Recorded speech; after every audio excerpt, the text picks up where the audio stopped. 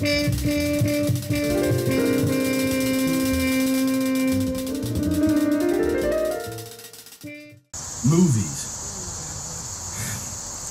There is an entire, Our preoccupation with zombies.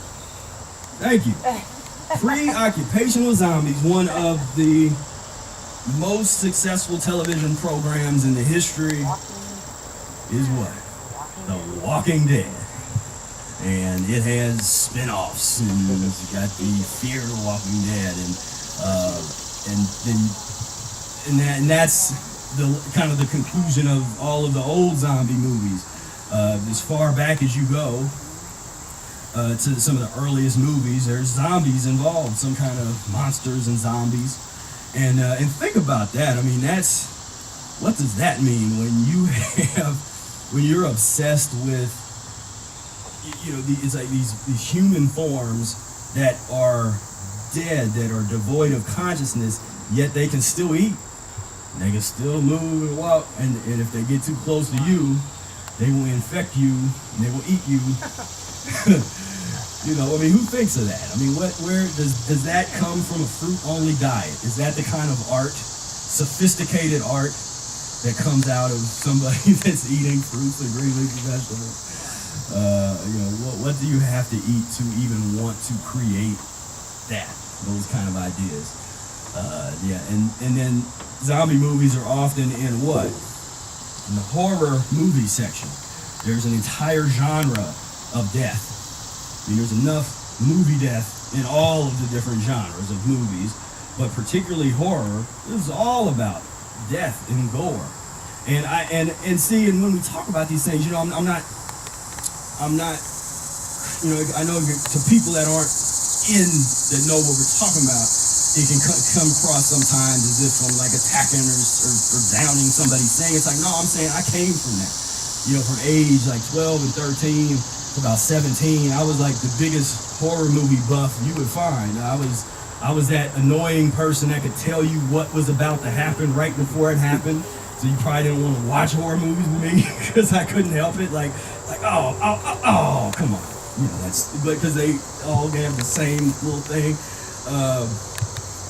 But that lets you know you're in a deaf culture. When you can go into, okay, I just went way back and said Blockbuster. Those aren't around anymore. There is actually there's still a few of those video stores. There's a family video up the street. I've never been to it, but there's still a thing that people have. But video store, you go on Netflix or whatever, and the horror section, it's just all about death. Where's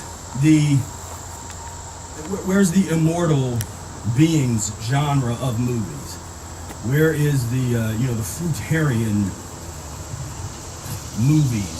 And they could be fantasy. The closest we get is something like Peter Pan. Where they're just having fun in the realm of never growing old and just kind of playing games on some plane of existence. Yet there's a few things like that. You have to really look and find, like, okay, well, there's an immortal character. There's somebody talking about fruit. I always thought about Star Wars. Where's the breatharian planet? First of all, where's the planet that has black people on it? That planet, they forgot that planet. With all the different planets that they had depicted on there. But there's so much imagination that can be explored. It doesn't mean you don't have to believe in that. You don't have to believe in breatharianism or even fruitarianism. But if there's a consciousness and there's kind of a desire, lots of times these fantasy things are aspirations of what somebody would want. The Superman kind of thing, to be able to have superhuman strength and all this kind of stuff. So they'll have a fantasy about what they want to be, but so that doesn't mean that you are that. It's an aspiration.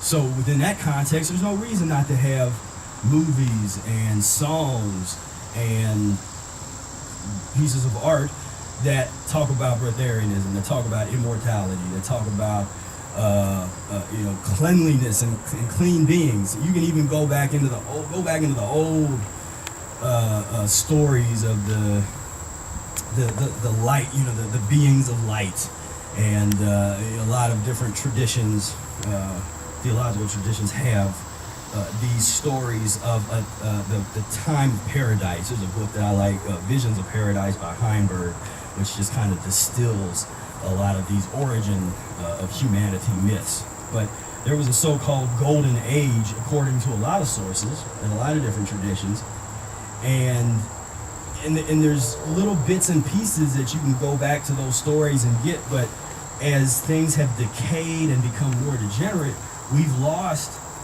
the most vital parts of those stories. And I think oftentimes those stories have at some point have kind of purposely been manipulated. You take a story about somebody that's walking on water, and that is something that you could explore some scientific theories and some things about, well, what kind of, how would gravity have to deal, like what kind of blood would you have to have? Because if we have iron going through our blood, what kind of transmutation might be able to happen to the human organism to where it would be possible to levitate or to walk on water or to do any of these things that have been talked about? Again, I'm not making this up or saying that this is something that we're actively shooting for tomorrow. I'm just saying that this is mindset, a way to think outside of the so-called box in a mucus-free manner.